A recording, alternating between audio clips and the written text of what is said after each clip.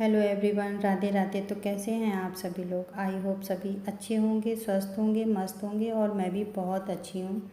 और यम के निमित्त जो दीपदान किया जाता है उसे यम दीपदान कहते हैं यम के निमित्त जब दीपदान हम करते हैं तो हमारी अकाल मृत्यु से रक्षा होती है। और कार्तिक मास में हर देवी देवता के निमित्त दीपदान हम करते हैं, इसलिए यम के निमित्त भी हमें दीपदान करना चाहिए। कहते हैं ऐसा करने से यम की कुदृष्टि हमारे परिवार पर नहीं पड़ती है और संकट से और अकाल मृत्यु से यमराज हमारी रक्षा करते हैं। इसलिए हमें यम के निमित्त दीपदान जरूर से करना चाहिए। यम दीपदान करने के लिए हमें 4 मुखी दीपक चाहिए। आप चाहे तो आटे का दीपक बना सकती हैं या फिर आप मिट्टी का भी दीपक ले सकती हैं।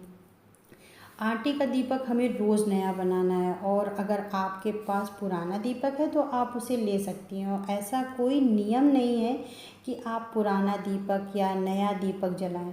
पुराना है तो उसे भी अच्छे से धुलकर साफ कर लें और फिर जलाएं। आपको इसमें 2 बाती डालें जिसमें 4 मुखी दीपक बन जाए, क्योंकि हमें यम के लिए 4 मुखी दीपक जलाना है। आप एक बाती का दीपक नहीं जलाएं। दीपक जलाने में कोई परंपरा नहीं होती है कि एक बाती का दीपक जलाएं। आपको 4 मुखी दीपक ही जलाना है और ये दीपदान है, इसे कोई भी कर सकता है। और एक मुखी दिया में हमें दिशा का विशेष ध्यान रखना पड़ता है। इसका जो मुख होता है वो दक्षिण दिशा की ओर करना होता है दिए का, क्योंकि दक्षिण दिशा यमराज की दिशा मानी गई है। और आप एक मुखी भी जला सकते हैं, लेकिन चौमुखी ज़्यादा शुभ माना गया है। एक दीपक हमें यम के निमित्त जरूर से जलाना है और इस दीपक में हमें सरसों के तेल का प्रयोग करना है। फिर इस दीपक में आपको एक सिक्का डालना है। ये दीपक जौ के आटे का हो तो बहुत अच्छा है, लेकिन सबके लिए थोड़ा मुश्किल हो जाता है, इसलिए जो उपलब्ध हो आप उसका इस्तेमाल करें। फिर इसमें काला तिल डाल दें और इसे घर के बाहर मुख्य द्वार पर जलाना है। और हाँ, जहाँ पर भी आपको ये दीपक को प्रज्वलित करना हो तो दीपक के नीचे आपको आसन जरूर से देना है। आप फूल का आसन दे सकती हैं, गेहूं का आसन दे सकती हैं। उसी के ऊपर आपको दीपक रखना है और दीपक को फिर प्रज्वलित कर लीजिए। चारों तरफ की बाती आपको जलानी है।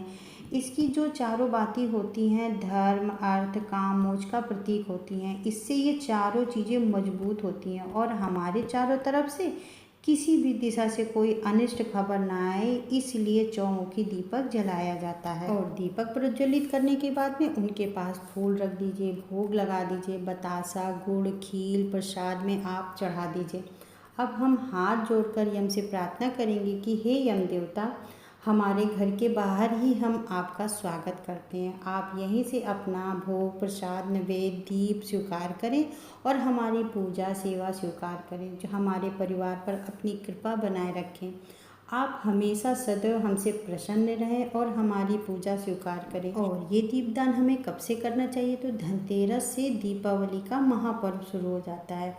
दीपावली पूरे 5 दिन का पर्व माना जाता है, जिससे पहले दिन होता है धनतेरस, दूसरे दिन नरक चतुर्दशी, तीसरे दिन दीपावली होती है और चौथे दिन गोवर्धन पूजा होती है और 5वें दिन भाई दूज का पर्व मनाया जाता है। जब हम यमराज जी के लिए दीपदान करते हैं ना, यदि हम यम का दीपक घर में प्रज्वलित करते हैं तो इससे हमें यमराज जी का आशीर्वाद प्राप्त होता है। साथ ही साथ जितनी भी हमारे घर में अकाल मृत्यु के दोष होते हैं वो भी समाप्त हो जाते हैं और यम देवता हमारे रोग शोक जितनी भी निगेटिविटी होती है वो सब समाप्त हो जाती है।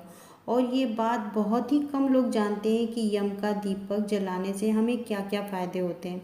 तो यम का दीपक प्रत्येक परिवार को जलाना चाहिए। देखिए, यम का दीपक वर्ष में सिर्फ 5 दिन बताए गए हैं, जो कि धनतेरस से लेकर भाई दूज तक होते हैं। पूरे 5 दिन हमें दीपदान करना चाहिए। अगर आप नहीं कर सकते हैं तो 3 दिन तो दीपदान जरूर से करें। धनतेरस, नरक चतुर्थी यानी कि छोटी दीपावली, बड़ी दीपावली, और 3 दिन भी अगर आप नहीं कर पा रहे हैं तो एक दिन नरक चतुर्थी के दिन तो दीपदान जरूर से आप करें। और देखिए, दीपक हमें कैसे जलाना है। दीपक जलाने का कोई शुभ मुहूर्त नहीं होता है। यम दीपक शाम को गौधूली के समय जलाया जाता है और बहुत सी जगह तो ये भी परंपरा है कि देर रात, मतलब काफ़ी रात में यम दीपदान किया जाता है। बहुत चीज़ें जो आपके परिवार में होती हैं आप उसी प्रकार कीजिए। नॉर्मली आप संध्या काल में यम दीपक का दान कर सकती हैं। तो दोस्तों अब चलती हूँ और मिलती हूँ आपको नेक्स्ट वीडियो में। तब तक के लिए आप अपना ख्याल रखिए। हैप्पी धनतेरस।